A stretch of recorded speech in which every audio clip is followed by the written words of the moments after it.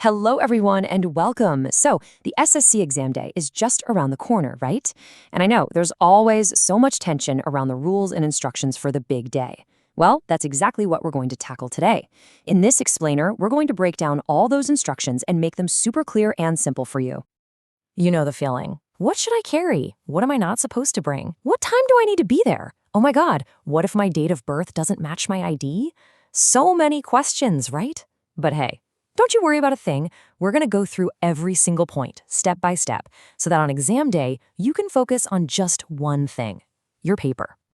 All right, so here's a quick look at what we'll be covering. First up, we'll talk about what you need to do before the exam. Then we'll cover what happens when you get to the exam center. After that, we'll dive into the rules inside the exam hall. We'll also touch upon some special instructions, and we'll wrap it all up with a final list of do's and don'ts. Simple enough?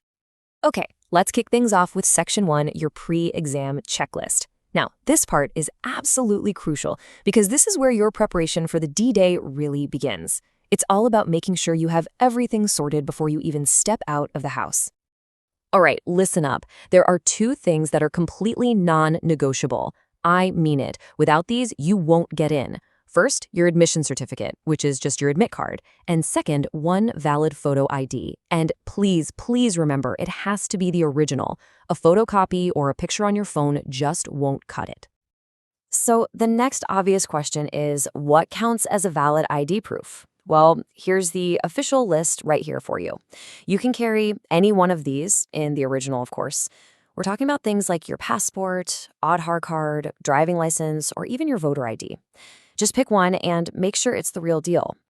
Okay, now this is probably the most important rule of them all, so please pay close attention. The date of birth on your admission certificate, and I mean the full date, month, and year, it must, and I mean must, perfectly match the one on your photo ID. But what if, just by chance, it doesn't match? Okay, first, don't panic. There's a solution. You'll need to carry an additional original certificate that proves your correct date of birth. This could be something like your 10th grade mark sheet or your birth certificate. But listen, if you don't do this, the consequence is simple and severe. You will not be allowed to enter the exam hall, period. All right, so you've got your documents all sorted. Perfect. Now let's move on to Section 2, actually reaching the exam venue. And getting there on time is half the battle won. Time management is absolutely key here. My best advice, go visit the exam venue a day before. Seriously, it'll save you so much stress and confusion on the actual exam day. Make sure you arrive at the reporting time mentioned on your admit card, because once the gates close at the specified time, they are closed. There is absolutely no entry after that, no matter what the reason. Okay, so once you're at the gate, there are two main steps before you get inside. First, there is a security check or frisking, usually with a metal detector. After that, they'll capture a live photograph of you, which will then show up on the computer you'll be using. All right, you're in. Now we're at what I'd call the most critical part of this whole process, the rules inside the examination lab.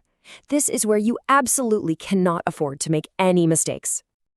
So let's break down what's permitted versus what's prohibited.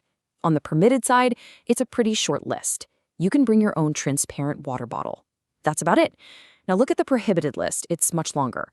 Things like bags, watches, books, magazines, and, of course, any kind of electronic gadget like your mobile phone, all strictly forbidden. I'd even suggest avoiding jewelry like nose pins or bracelets, just to be safe and avoid any delays. A very common question I get is, what about rough work? Do I need to bring a pen and paper? The answer is no, you don't need to worry about that at all. The center will provide you with a pen and paper for all your rough work, so you don't need to carry anything from home for that. Now, during the exam itself, there are a few rules of conduct to keep in mind. First, always make sure your face is uncovered and clearly visible to the webcam. Second, and this is a big one, do not talk to any other candidates. You'll also need to provide a clear left thumb impression and your signature when asked. And finally, you cannot leave the lab before the exam is officially over. Oh, and here's a very common mistake that you have to avoid. Do not write anything on your admission certificate before the exam. Anything that needs to be written on it, like your signature or thumb impression, must be done only in the presence of the invigilator inside the exam hall. Okay, let's move on to some special instructions and reminders. This section covers things like rules for PWD candidates and what to do if you face, a technical glitch. For PWD or PWBD candidates, there are a few important provisions. You must bring your original PH documents. You'll be given 20 minutes of compensatory time for every hour of the exam. And if you're bringing a scribe, please ensure they are not a candidate for this same examination. Here's a fear that almost every student has. What happens if my computer shuts down or there's some technical problem right in the middle of the exam? Well, you can rest completely assured on this one. The official notice states very clearly that if there's any disruption, you will not lose any examination time. Your time is protected, so whatever time you lose will be given back to you. No ifs, no buts. Okay, we've covered a lot of ground, so let's do a final quick revision of all the most important points.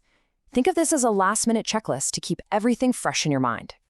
Here are the golden rules all in one place. You might even want to take a screenshot of this. So, the do's. Do carry your admission certificate and original ID. Do ensure your date of birth matches. Do reach on time. And the don'ts.